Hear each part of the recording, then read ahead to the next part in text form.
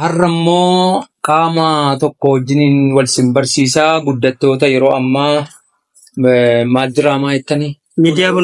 Miidiyaa bunaa jedhamuudhaan Jimma keessatti hundaa'anii jiru. Isa waggaa baay'ee dheebodhe jechuudha. Mee maqaa isaa? Anwar ta'a. Nu hundiyyuu maqaa jaraa tokko tokkoon dha'uun ni ulfaata. Kanaaf miidiyaa bunaa hordofaa guddattoonni kun bor diraamaa, tiyaatira, fiilmii Jimma keessaa reef dhalataa jiranii guddisuun kan keenya.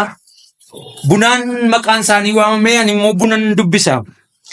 Muka kananii bulantaan heeraa tumaan mul'inaa marjeekni abbaa uleen ulfinaa murri hayyuulee alangeen seeraa walgeettiin jiraa gumiileen koraa barcumni lubaa hireen labataa rakoon gaa'ilaa dhibaayyuun gootaa siidaaleen waadaa dhufteen dhalootaa.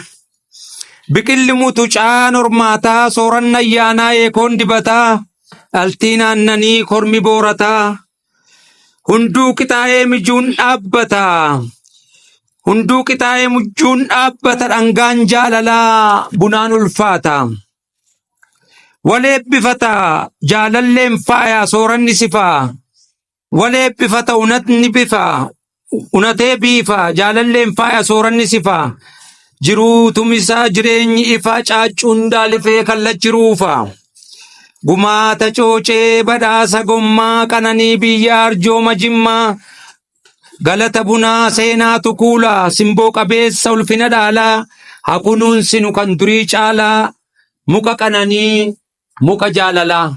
Ijoolleen kun egaa muka qananii muka jaalalaa kana maqaa dhaatanii miidiyaa bunaa jechuun hundeeffamanii hajajjabeessinuu hacimsinuu waa ofii abbaatu cimsata.